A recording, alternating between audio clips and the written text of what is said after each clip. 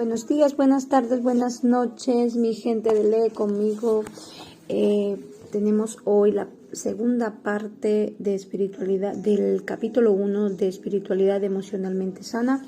Les voy a anticipar que este libro sí que es verdaderamente largo, los capítulos, por lo tanto creo que voy a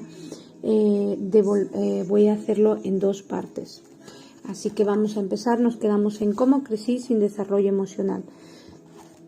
Muy pocas personas están emocionalmente enteras o maduras cuando dejan la familia de la cual provienen. En mis primeros años de ministerio creía que el poder de Cristo podía terminar con cualquier maldición. En ese sentido casi no pensaba en cómo la familia que había dejado tiempo atrás podría haber continuado influyendo en mi formación. Al fin y al cabo, no nos enseña Pablo en 2 de Corintios 5:17 que cuando te conviertes en cristiano lo viejo ha pasado y ha llegado ya lo nuevo. Sin embargo, la crisis me enseñó que debo volver atrás y comprender qué fue lo que pasó para que comience a quedar realmente en el pasado.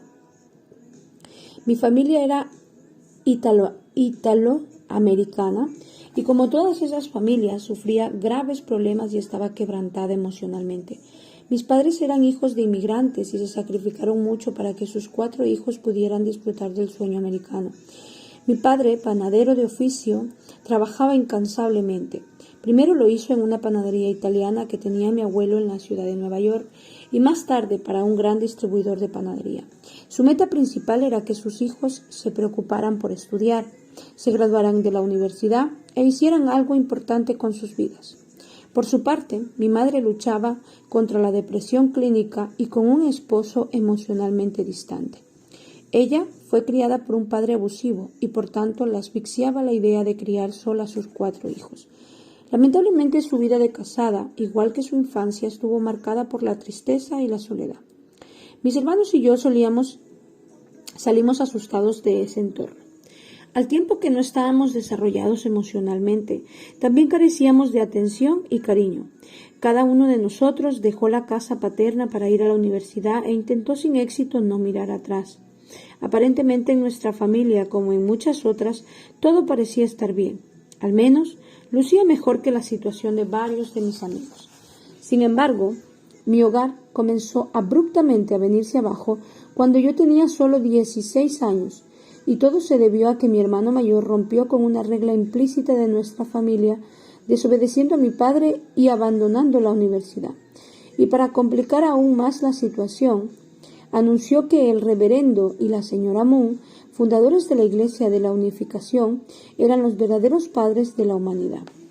A partir de ese momento y durante los siguientes 10 años, se le declaró muerto y se le prohibió regresar a casa.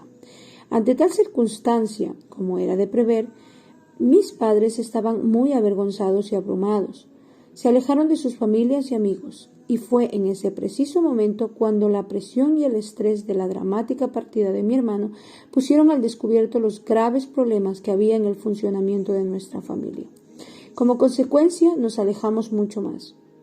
Nos llevaría aproximadamente 2 décadas comenzar a recuperarnos. ¡Wow!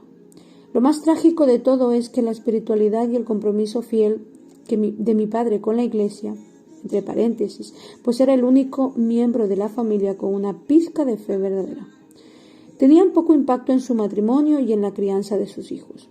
Lamentablemente, su comportamiento como padre, esposo, empleado era el fiel reflejo de su familia de origen y cultura, en vez de la nueva familia de Jesús. Sin lugar a dudas, mi familia es distinta a la tuya. Pero una cosa que he aprendido después de más de 10 años de trabajar cerca de las familias, en que tanto tu familia como la mía también están marcadas por las consecuencias de las desobediencias de nuestros primeros padres, como se describe en Génesis 3.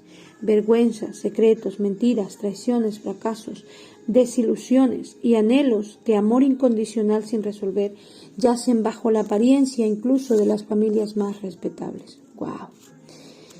Otro título tenemos: ¿Cómo llegué a la fe en Cristo? A los 13 años de edad, muy desilusionado y poco seguro de la existencia de Dios, había abandonado la iglesia porque estaba convencido de que no era suficientemente importante para la vida real. pero por la gracia de Dios llegó el día en que me convertí en cristiano. Y eso aconteció por medio de un concierto cristiano en una pequeña iglesia y un estudio bíblico en el campus universitario. Tenía ya 19 años. La inmensidad del amor en que Jesús me inundó realmente. De inmediato comencé una apasionada búsqueda para conocer más y más de este Jesús vivo que se me había revelado. Durante los 17 años siguientes me adentré de lleno en la nueva tradición evangélica carismática, absorbiendo cada gota de discipulado y espiritualidad que me ofrecía. Oraba y leía las Escrituras. También devoraba libros cristianos y participaba en grupos pequeños, asistiendo a la iglesia con regularidad. En este nuevo caminar aprendía sobre disciplinas religiosas, servía hábilmente con mis dones, repartía dinero con liberalidad y lógicamente compartía mi fe con quien quisiera escucharme. Después de graduarme en la universidad, enseñé inglés durante un año en una escuela secundaria y luego trabajé 3 años como empleado de la escuela como empleado de la Fraternidad Cristiana InterVarsity, un ministerio cristiano de estudiantes universitarios. Esta actividad me llevó finalmente a los seminarios teológicos de Princeton y Gordon Conwell. También me llamó a radicarme por un año en Costa Rica para aprender el español y por último a establecer una iglesia multiétnica en la ciudad de Queens, Nueva York. A pesar de permanecer como devoto servidor de Cristo durante esos primeros 17 años, los aspectos emocionales o las áreas de mi humanidad permanecían aún en gran medida sin tocar. Rara vez se hablaba o se hacía mención de ello en las clases del domingo, los pequeños grupos o las reuniones de la iglesia.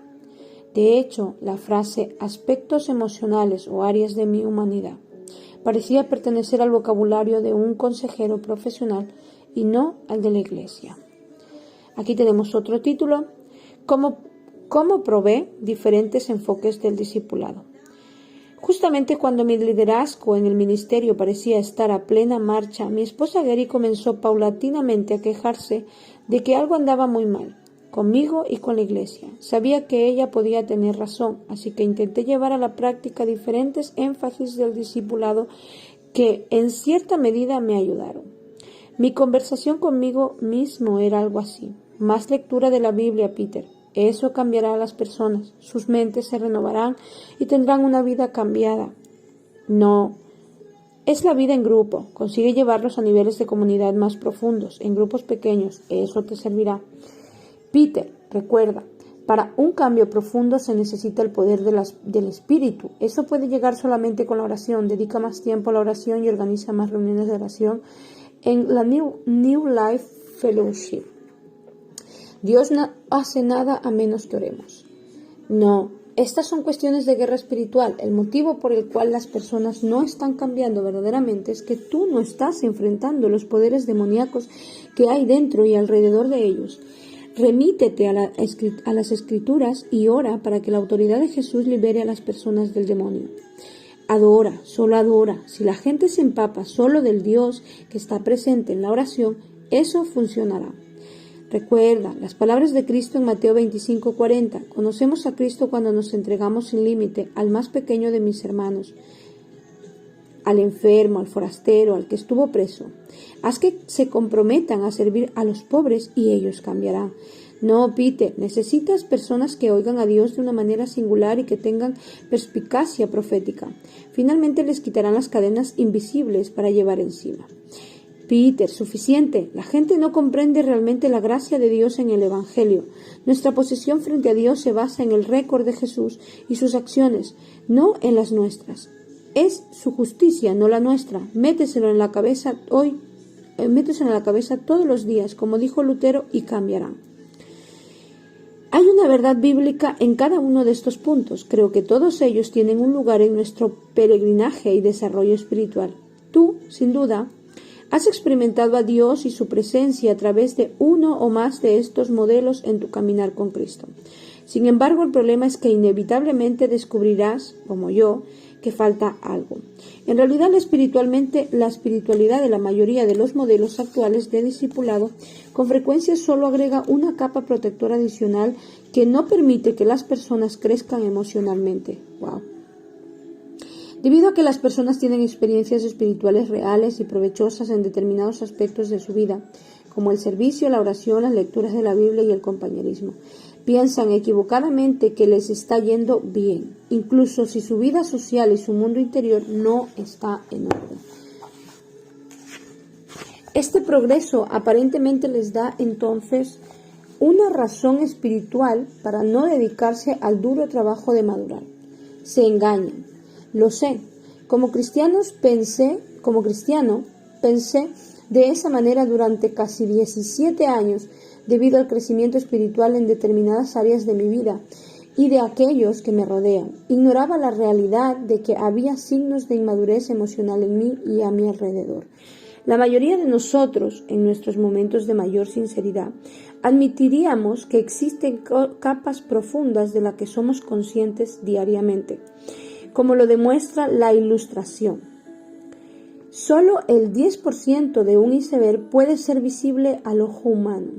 Este 10% representa como analogía los cambios visibles que realizamos y que los otros pueden ver. Somos personas más amables, más respetuosas. Vamos a la iglesia y participamos con regularidad.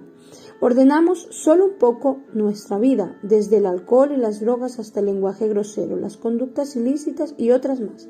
Comenzamos a orar y a compartir a Cristo con nosotros. Y aquí hay una imagen que es un modelo del iceberg, que como todos saben, si usted busca el iceberg en el YouTube o en el Google, pues pone el 10% es visible y el resto está abajo. De hecho, el Titanic se hundió pues porque chocó con un iceberg. Sin embargo, las raíces acerca de quienes somos permanecen inalteradas. Los modelos espirituales contemporáneos señalan que ese 90% está por debajo de la superficie. El problema radica en que una gran parte, mira la línea punteada,